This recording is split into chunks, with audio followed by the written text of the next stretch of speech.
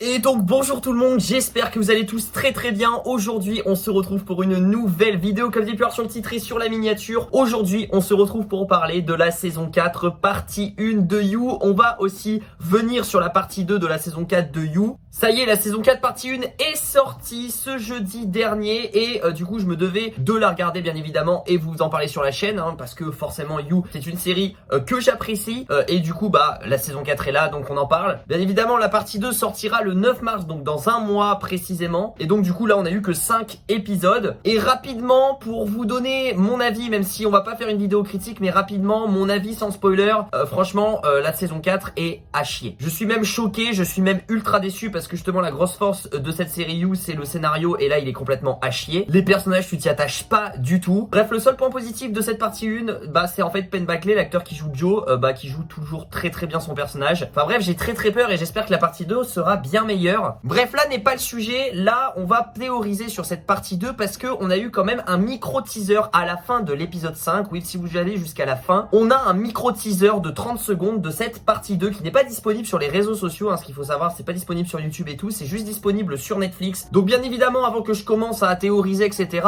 je vous invite à aller voir la saison 4 partie 1 de You. Si vous n'avez pas vu la saison 4 partie 1, je vais spoiler à mort, donc c'est inutile. Et si vous êtes à jour, let's go, générique.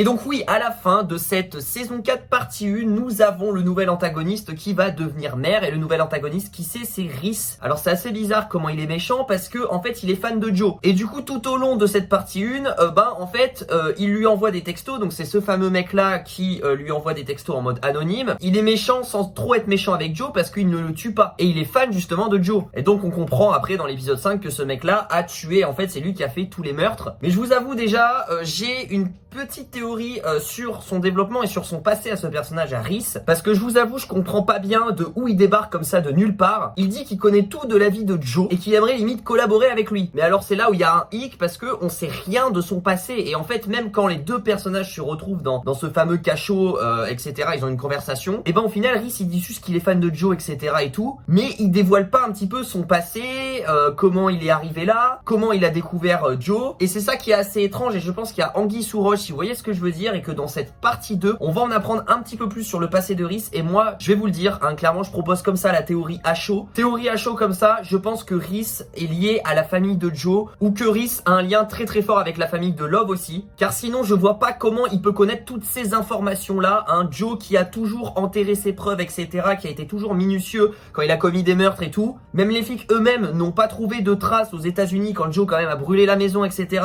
Il a tué je sais pas combien de corps, il s'est jamais fait griller. Et de me dire que ce mec là, Rhys, qui débarque de nulle part étant fan de Joe, c'est tout de son passé. Donc le seul moyen je pense que c'est soit qu'on lui a informé peut-être via la famille de Love ou peut-être Love elle-même, ou soit que ce mec là est lié à la famille de Joe et Joe ne sait pas que c'est quelqu'un de sa famille. Parce que on sait aussi que Joe et sa famille c'est très compliqué. Donc vraiment je suis obstiné par ça, mais je me dis que Rhys ne débarque pas de nulle part et qu'on en apprendra plus en partie 2. Et pour moi forcément Rhys va quand même mourir dans cette partie 2 et Joe arrivera à trouver un moyen à buter Rhys. Aussi bien évidemment on a pu le voir dans le teaser, mais même si Joe met un stop du coup à Kate à la fin de cette partie 1, on voit que les deux en partie 2 vont se remettre ensemble, ils vont se pécho, ils vont se rapprocher. Bon ça c'était évident bien évidemment. Aussi pour parler vite fait du personnage de Rolt, qu'on pensait que c'était lui le meurtrier au départ, je pense que ce personnage là maintenant a eu un déclic. En fait le fait qu'il soit qu'il a été ligoté avec Joe et que Joe l'a sauvé, je pense que du coup il en voudra plus à Joe et qu'il a compris que c'était pas Joe le meurtrier, que c'était bien quelqu'un d'autre. Donc je pense pas qu'il voudra toujours mettre Joe en prison ou quoi que ce soit. Je pense limite même que les amis un petit peu riches là, toxiques, on va les mettre un peu de côté dans cette partie 2 et que cette partie 2 sera vraiment concentrée entre Joe et Rhys, vraiment cette dualité entre ces deux personnages. Mais bien évidemment on va parler de la plus grosse chose qui s'est passée dans le teaser. Vraiment c'était une image de 1 seconde. Oui, dans le teaser de la saison 4 partie 2 nous voyons le personnage de Love.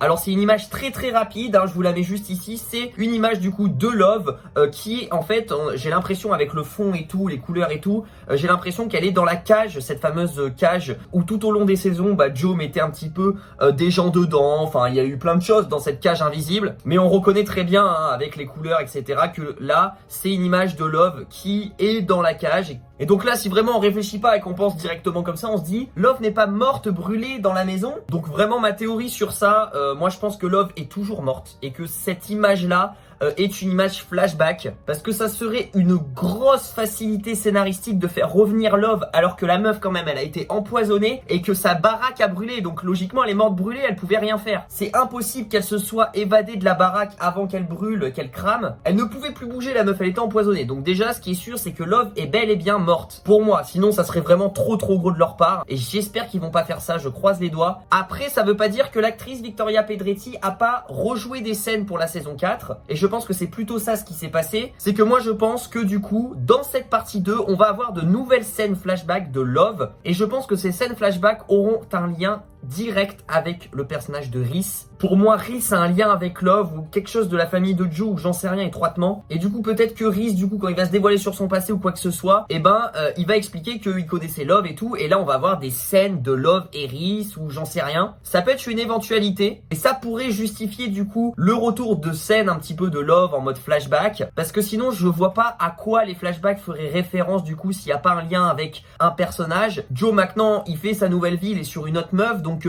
ça m'étonnerait qu'il repense comme ça bêtement à Love et qu'il ait des scènes flashback. Peut-être aussi ça peut être une autre théorie, c'est-à-dire que c'est un rêve ou un cauchemar que Joe a fait, probablement plus un cauchemar en mode il dormait tranquille, peut-être avec Kate à côté, et là directement un cauchemar avec je sais pas, Love qui est dans sa cage invisible et qui se met à être folle et tout, et là il se réveille de sursaut. Ou soit c'est un flashback du coup qui est raconté peut-être par le personnage de Rhys. Mais en tout cas pour résumer cette grosse théorie là, non, je pense pas que Love est toujours vivante. Ça serait du délire sinon. Voilà, c'est déjà la fin de la vidéo. J'ai pas 50 000 théories sur cette partie 2 de la saison 4 de You, vous m'en voudrez pas. Franchement, je vous ai dit mes plus grosses théories de cette partie 2. C'était vraiment pas une partie 1 de fou malade. C'était vraiment à chier, je vais pas vous mentir. Franchement, j'ai trouvé ça nul, cette partie 1. J'espère que la partie 2 va remonter la note. Mais en tout cas, si j'ai peut-être raté certaines théories, n'hésitez pas à me les proposer dans les commentaires. J'ai très hâte de débattre avec vous aussi dans les commentaires. Et aussi, dites-moi si vous êtes d'accord avec mes théories ou pas. N'oublie pas du coup de lâcher le petit pouce bleu, de t'abonner et d'activer la cloche des notifications pour ne rater aucune de mes vidéos. On va essayer aussi de reparler de You, bien évidemment il y aura la partie 2 qui va sortir le 9 mars. N'oubliez pas aussi de me suivre sur Instagram, c'est là où du coup je suis le plus actif. Si vous voulez me poser des questions, on fait des jeux concours, des petits quiz, etc. Bref, il y a même des petites surprises uniquement sur Instagram, donc ajoute-moi, c'est l'occasion. Et du coup moi je vous dis à très vite pour de prochaines vidéos sur You et sur d'autres séries. Je vous fais plein de bisous, prenez soin de vous, ciao ciao.